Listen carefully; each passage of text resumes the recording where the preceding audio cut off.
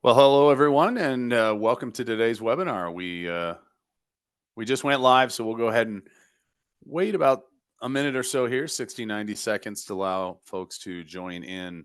So, good morning, good afternoon, depending on where you are in the country. Here we are, top of the hour in 12 noon here in the Rocky Mountains. So, good morning for those of you that might be joining us from the West Coast, Pacific time zones. And good afternoon for those of you here in the Rockies, Midwest, South, East, wherever you might be. We'll let folks get joined in here and we'll get things underway momentarily. Today's webinar, Managed Methods. We're going to be reintroducing to some of you, introducing for the first time our newest addition to our product family, our content filter by Managed Methods, and we'll get going here momentarily. Just as a housekeeping item, Charles, you can see the screen. We're good up there. Okay, good. That means our participants should be able to see it as well. All righty. Well, why don't we got a few more folks rolling in there. We'll go ahead and get things underway, and we'll keep this fairly light, relaxed, and casual today, folks. Well, first off, again, hello everyone. Welcome. Good morning, good afternoon. We are going to be introducing to some of you for the first time, reintroducing to some of you that may have already seen this, some of our customers, the newest addition to the Managed Methods product family, content filter by Managed Methods, to help schools with CIPA compliance and safety and monitoring.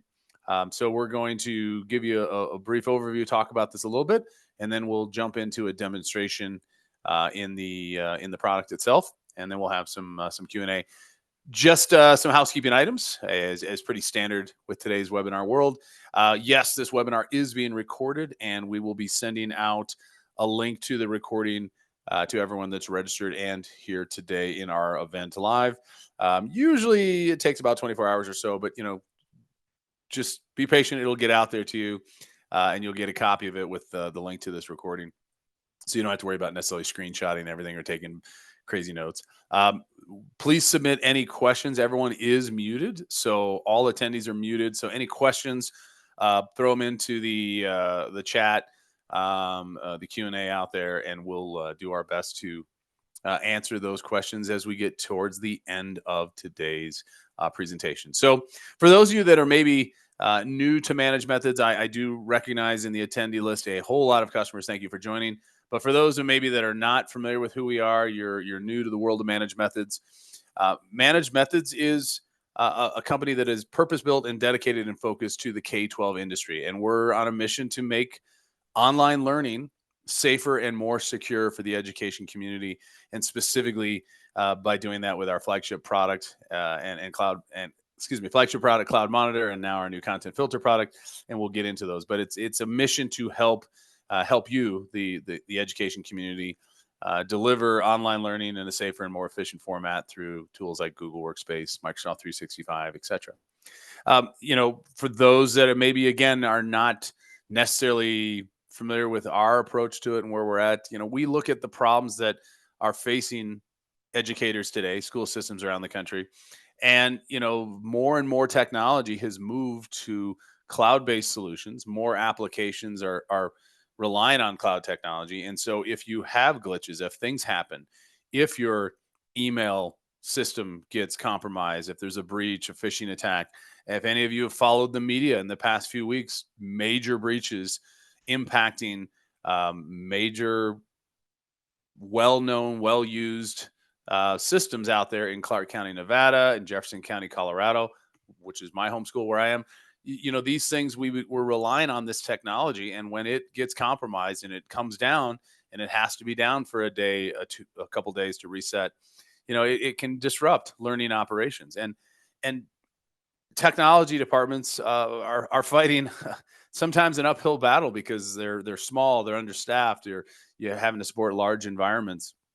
And now more and more of these cyber attacks and mental health issues are kind of melding together. When you read the articles of these recent cyber attacks and how the perpetrators announced their information and how they shared it, they're going to the parents, they're going to the families and the students, and they're letting it be known that, hey, we've got this information before they're even hearing from sometimes uh, the, the the organization that was hacked. I mean, because they intentionally put that information out there. So these problems are just magnifying, and we're on that mission to help be an ally in the fight against it and help schools, be more secure and safe in that arena. So, managed methods, it's about cybersecurity, student safety, compliance, because that obviously always has to be looked at in these conversations. And we are proud to be able to help you take it from the browser to the cloud. Go from your Google Chrome browsers, you'll see, all the way down to a Drive file, the mailbox, and all the way back out, and provide easy and affordable solutions that are purpose built for the education community. So, what is it that we're doing today? For those of you that are customers, you're familiar with Cloud Monitor. That's our flagship product that's been out there in the market now 7, 8 years, I think it is, and we've had tremendous success. And we appreciate the support from our customer and partner community out there.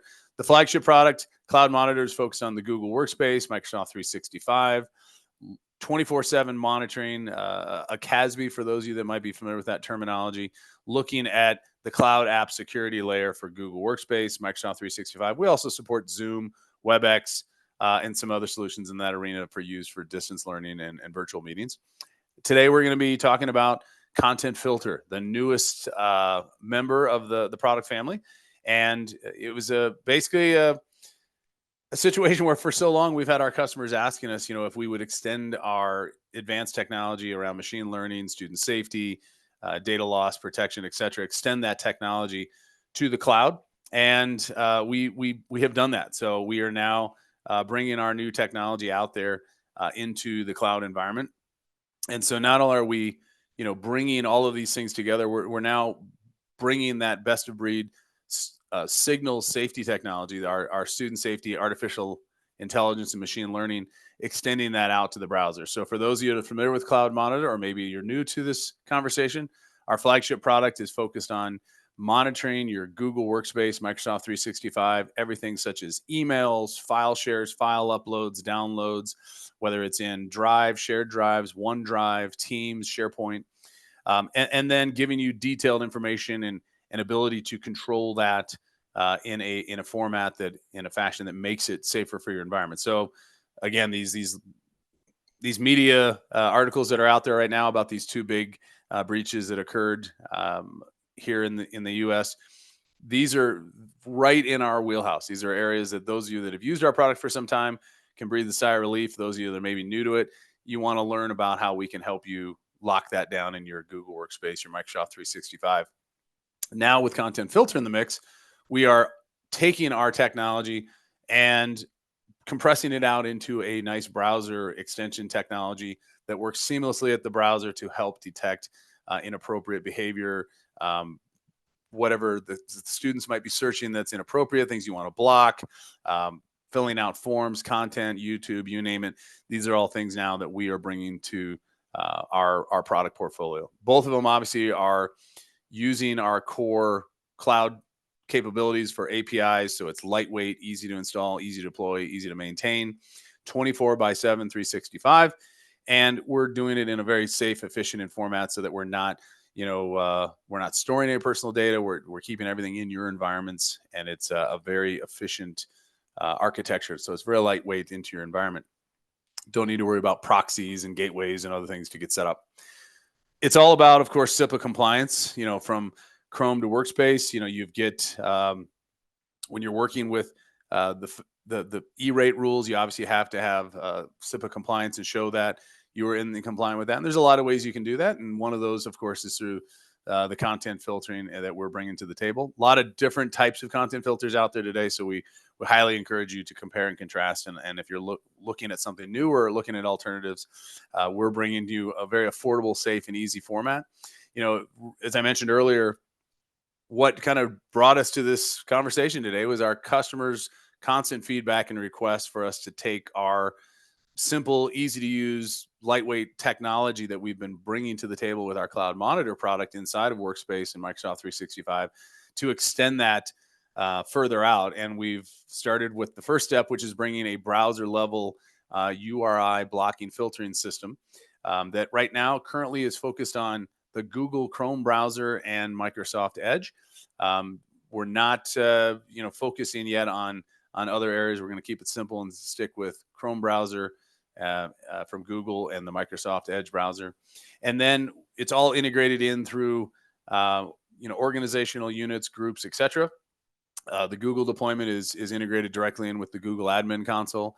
And then that same safety signals AI and ML technology that we've talked about and that you have maybe experienced if you're a customer. If not, we invite you to experience it. And our Cloud Monitor product is now being extended out to the browser, and doing this all with a very lightweight, affordable solution that's very easy to deploy. So again, no proxies, no gateways, none of that you have to worry about.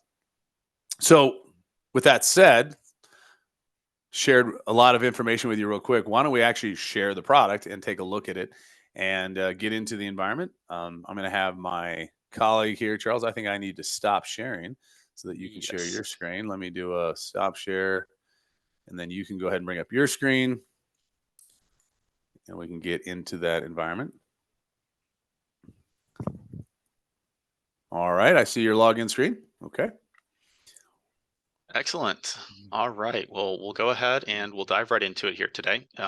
We'll do a run through some of the feature functionality of the content filter here. We'll start with the summary screen here today with some basic information here. So on the summary screen here, you'll see that you've got some options for timeframes here. It's going to default to the past 24 hours. You can pull that all the way out to the past month. There's a refresh option as well too if you want to refresh the data there, get some new data points in. Very straightforward here at the top with your top sites and your top block sites. With any of these, you can click into it directly. You can go to the URL. You can do an access lookup, which would give you a breakdown of who's going to that site and how many visits they had there.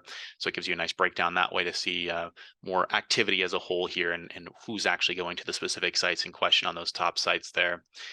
And then you can also go ahead and view the full URL as well too. If you need to, for example, you find a site that perhaps you don't want to have as one of your top URLs, you say, this is something we actually need to have be blocked here. We need to take a look at this a little bit further there. Way to go ahead and grab that full URL as well too.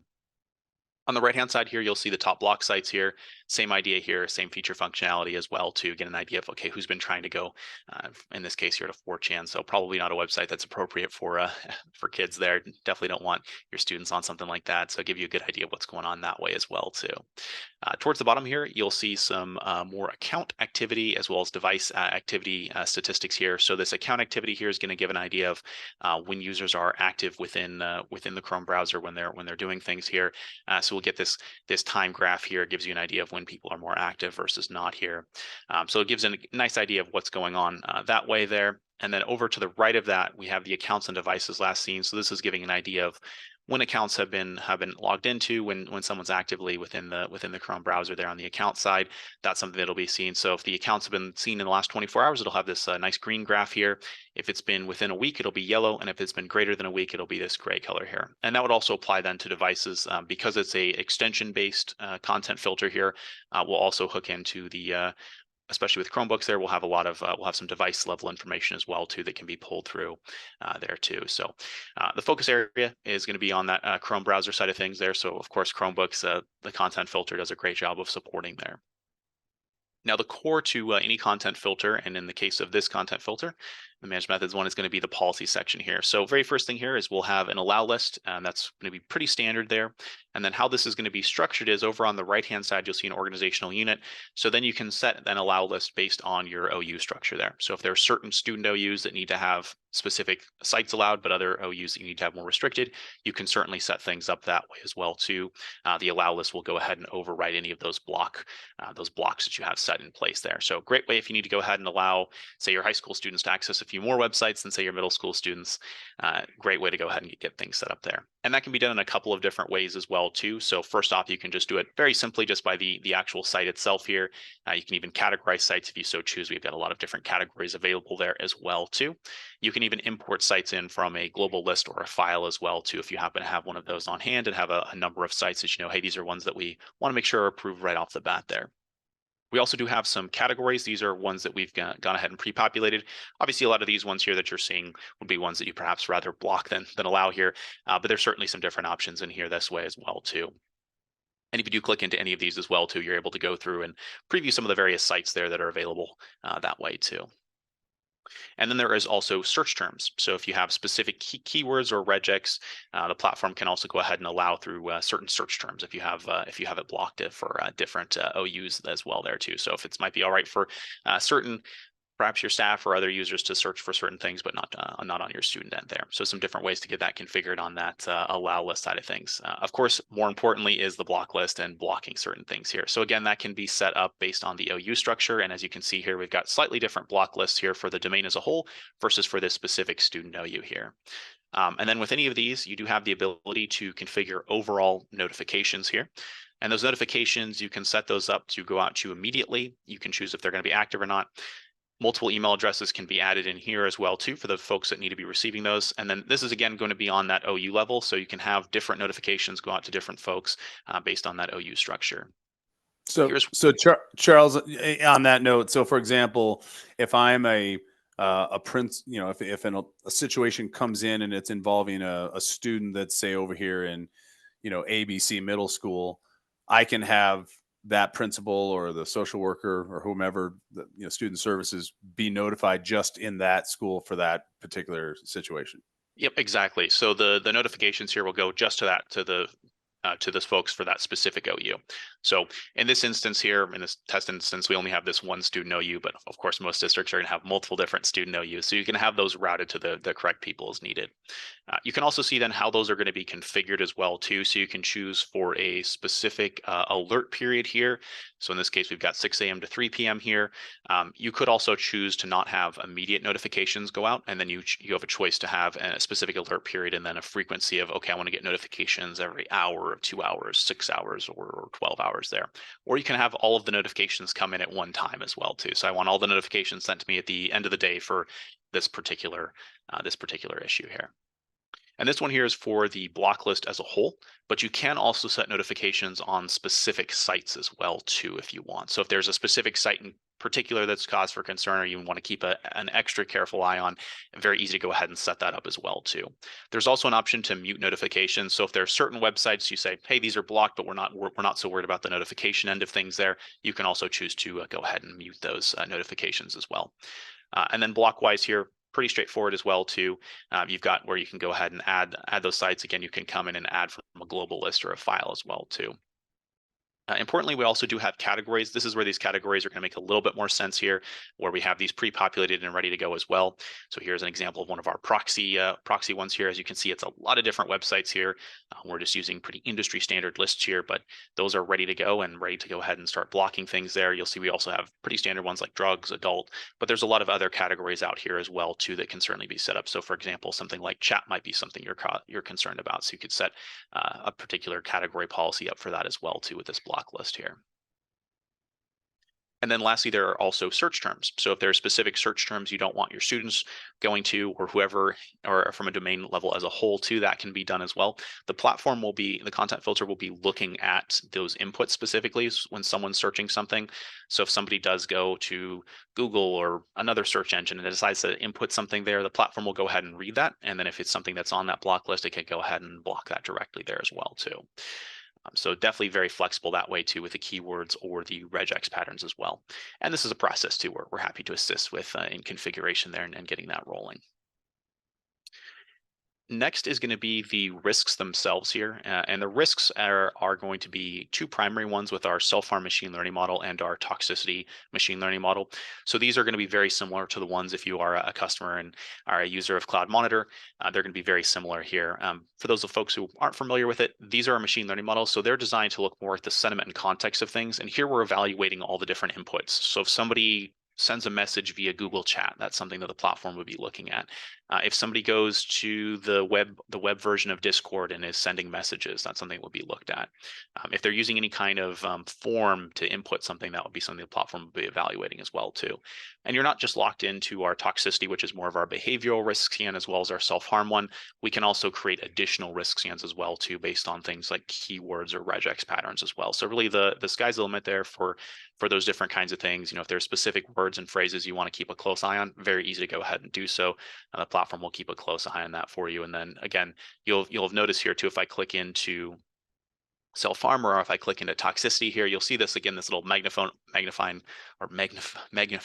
icon here, and then you'll be able to again set those notifications up as well too, and route those to the correct people to help handle those specific situations there.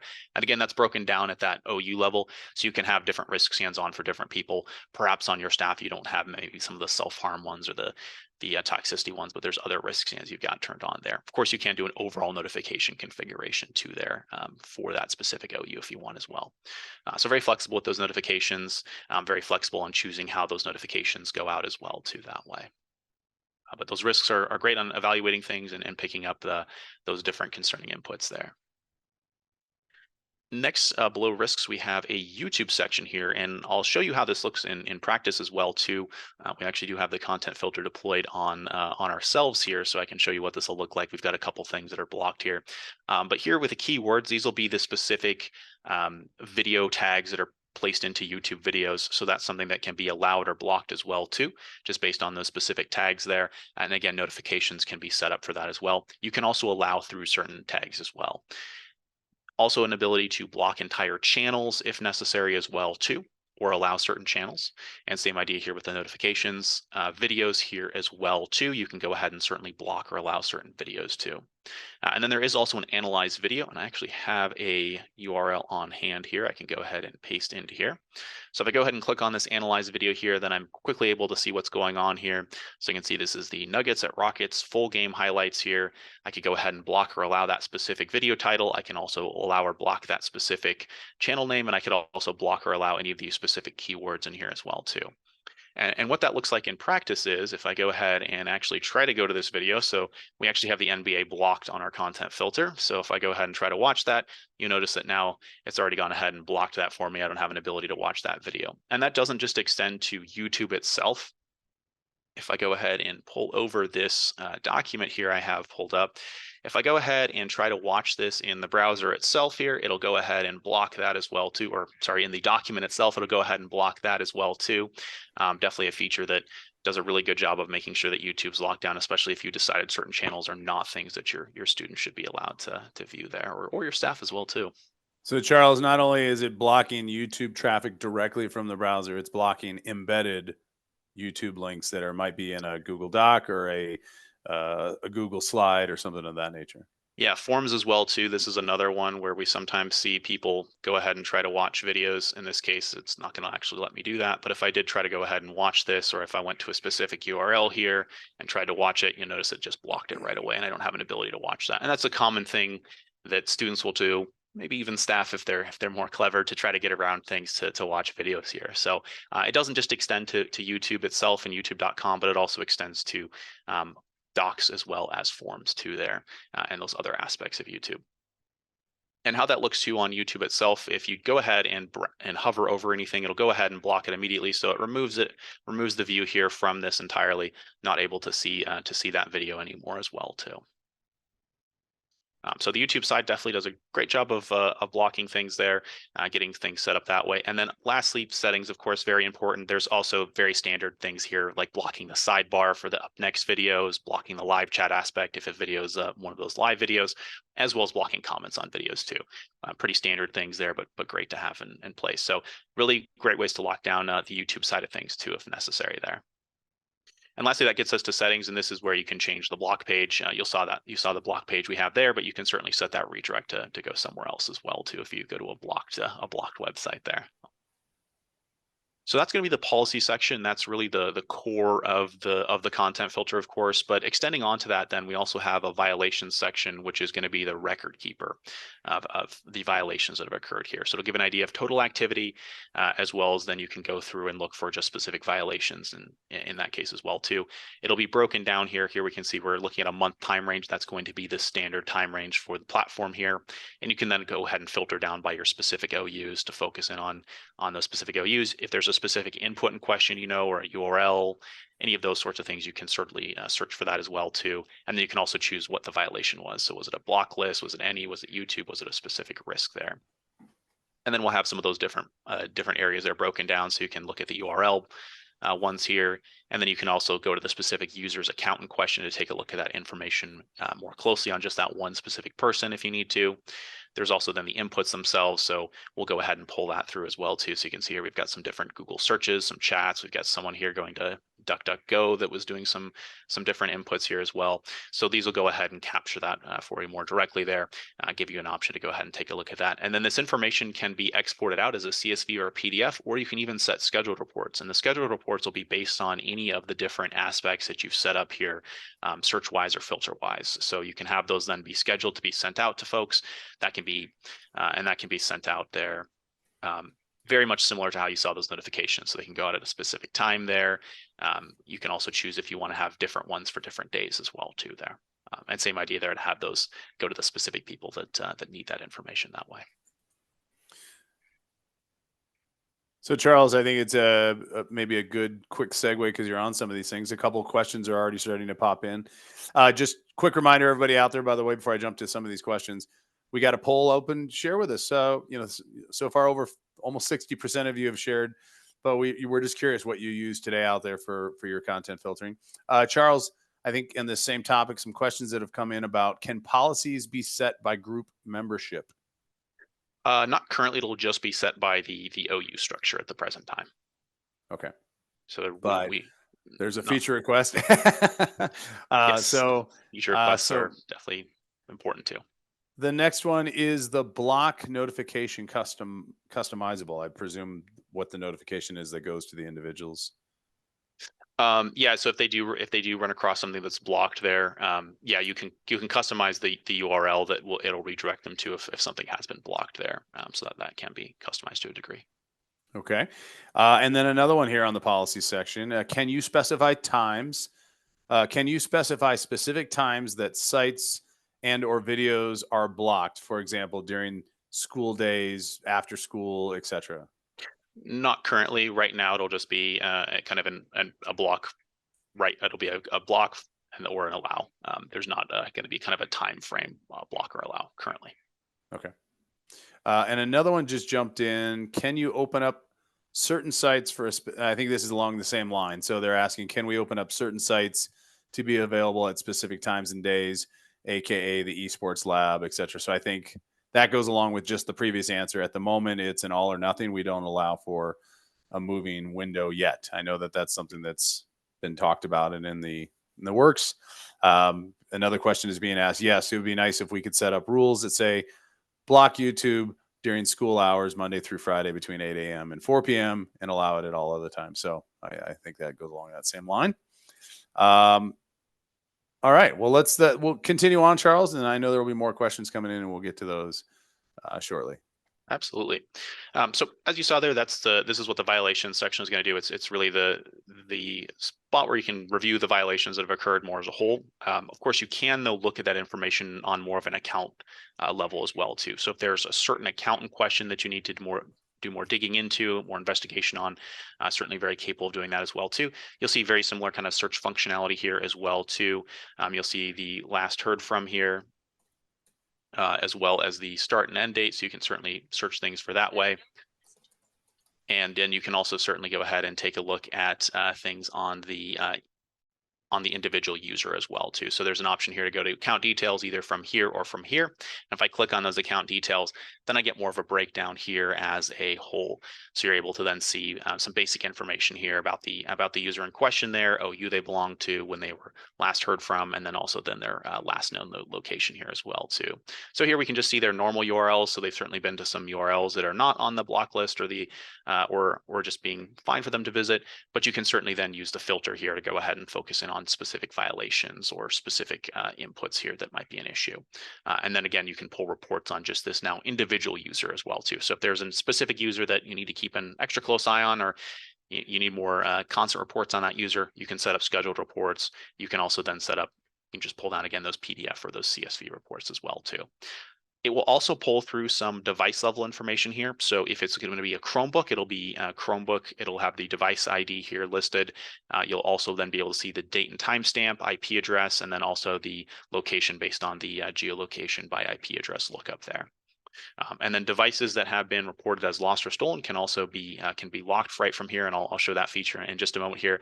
But this is going to give you some idea of some information at the device level as well to connect it in, especially for those users using Chromebook. But that does extend to other Windows devices as well too. In that case, it'll just assign a random ID there. So this will be the device section here, and this is where you'll have some basic information on connected devices, what's your most used version of Chrome. You can go through to, there'll be a difference between managed and unmanaged devices there, so easy to filter through that way and say, okay, I really just want to look at my managed devices here to start off with and dig into things that way, or maybe I want to look at those unmanaged ones as well too and things more as a whole here. You can also, again, then specify by organizational unit. You can also specify if something's been reported as lost or stolen here. So you can do not reported, or reported with activity here as well too. And then email addresses. So again, if there's a specific person you're looking for their devices, you can do that as well. So then you'll see the various device IDs listed down here. And then devices that have had more than one person log into them will also be displayed with this more than one account here.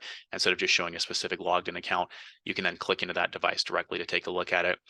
Below that, you'll see then we have some devices that have been reported lost or stolen here, so we can see when those were reported as lost or stolen. And what that feature does is that's going to go ahead and lock the Chrome browser down. So for a Chromebook, that really doesn't allow somebody to go ahead and take a look, really go ahead and do anything with that device then as a result with it being locked down. Now there can be some differences with power washing. If your devices do have it set where it'll automatically re-enroll the device after it's been power washed, you shouldn't run into issues with that. If your devices aren't configured in that way, then certainly the power washing would be a way to go ahead and get around something like that. But this is a way you can go ahead and lock those devices down if something has been reported as lost or stolen, and it will lock that Chrome browser down, and it'll display a specific message when they open the Chrome browser that, hey, this device has been reported as lost or stolen, and here's the message there. Clicking into an individual device as well too, you can go to the device details. It'll then give you a list of the various users that logged in, when they logged in, and then also IP addresses is here as well as too. So if you do have users that decided to share a device for some reason, or are logging into multiple users are logging into the same device, you'd see that recorded here as well too. And this is again where you can come in here, and if the device has been lost or stolen, can mark it as such, and it'll be good to go. It'll go ahead and put that message into effect and then lock down that Chrome browser there again as well. So that'll be what we're looking at on the device side.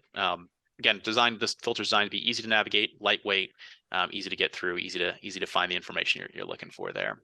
We also do then have this schedule report section. So for reports that have been set up already for either on the violations section or on the account section, this is where those reports can be modified or even removed if needed at any point there. And then this will also support multiple domains as well too. So if you have a multi-domain environment, there's ways to go ahead and actually change between those two environments as well too there. And then lastly, we do have an admin section that'll have some information on console activity there, as well as a settings section where you can change that device lost or stolen message. You can set your time zone, and then you can also choose how those notifications look for those messages that are coming out with the warning message, with the notifications there for any of the risks or blocks or any of that thing, or YouTube as well too. Hey, Charles, we got another question popped Absolutely. up in here. Penalty box. Is that something that we offered today? So how a penalty box right now would be accomplished in the platform would be a specific OU. So you just need to set up a specific OU, and then any of those specific policies you wanted around a potential penalty box could be set on that just specific OU there, and then you could place the user into that specific OU in question there, and that's how currently we would serve a penalty box. Thank you. Continue. Absolutely. So those will be the core feature functionality of the content filter there. We also then do have this light bulb icon that takes you to the user guide. It's quite familiar for those folks who are cloud monitor users there. Takes you to that user guide there. Great option as well too. And of course, just the ability to log out here. So that will be the content filter. It's designed to be lightweight, easy to use, and very, very simple interface there. And David, I believe you're muted. Guess there. I got. Yeah, I need to unmute. I think a lot of people would like me to stay muted, but with that said, I want to, obviously some questions have been coming in, but I want to go ahead and throw it out there for additional questions if folks want to, ask that. And then we of course put another poll question up just out of curiosity, and that kind of goes hand in hand with the previous question. The previous question, we were just asking what vendors you work with, just out of curiosity. Not too many surprises in that mix, but a lot of folks still today will tell us, hey, we're heavily relying upon using the network perimeter and not as much from the outside. We just always are curious about what people are thinking of from an architecture perspective. And then, I'll throw it out there in the chat as well. For those of you that maybe are not familiar with managed methods, be sure to, think about your Google workspace and your Microsoft 365 environments as well.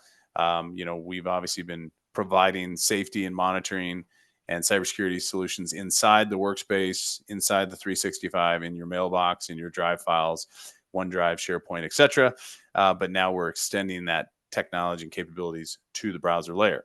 I may have to put back up on the screen, or Charles, you can certainly do it. Folks, if you're interested, somebody's asking the question, how do I try this out or take a look at it or look at the entire Managed Methods suite? Simply go to ManagedMethods.com, or you can click on the links that were in the invite for this session. And we offer up a free cybersecurity and safety audit of your environments. You can try out the Cloud Monitor product. You can try out the Content Filter product. You can try them both out, and we'll be happy to work with you on that. Let's see here. Questions coming in. Okay. All right. Here we go. The poll speaks to one more questions I had. Let's see here. The Chrome. This is Chrome-based now. Is there a plan to future? So the question is, this is a Chrome-based product now. Is there any plan to future tie this into DNS filtering that may not use Chrome? Good question, sir. At the moment, no, not immediate plans. Now, certainly, that's things that we are looking at for the future. This is a fairly new product for us. We just launched it here in the second half of the year, really within the past just like 90 days or so. So that is a question that has been raised. We've thought about it. We're exploring potential options, but not currently. At the current moment, we support fully supported of the Google Chrome browser, and we now also offer support for the Microsoft Edge browser as well, which of course is built in the Chromium type of platform. Another question. Can you block, Charles, this would be more for you. Can you block a specific URL instead of the full domain? Yeah, so if you went to the block list here, you could go ahead and throw in a kind of a longer URL. So for example, if I grab a video here, we'll grab this ESPN video here. So if you went ahead and threw that in there, and I take off the HTTPS there, and go ahead and add the site there. Yeah, you can do the entire site as well too. It doesn't have to just be the entire domain. So, and then you can categorize it if you wanted to as well. But that would just be for that one specific site here in this case, very specific there. So, yeah, it'll support all the way out to the specific site as well too, not just the entire domain there. Okay, thank you, Charles. Some additional questions coming in here. Of course, these next two questions both go hand in hand, so I can knock them both out. Any plans to do a classroom management product, aka so teachers can see the student screens? So I'll answer this in two parts. Currently, no, we do not offer that capability. We're not doing a classroom management solution. We have partners that we can certainly recommend that do that as well.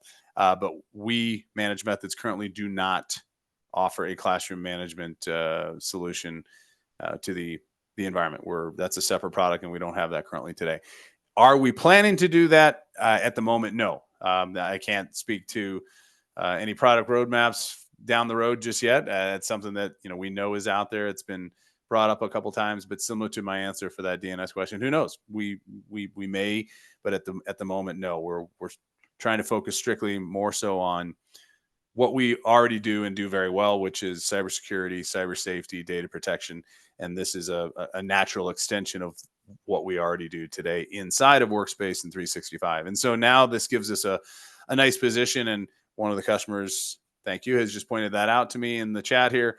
We're the only purpose-built K2L vendor out there today that can take you from the browser to the drive file and all the way in between with cybersecurity, threat protection, data loss prevention, as well as now student safety at the browser layer. So we're pretty excited about these capabilities, and we may not be for everyone, but we also have a very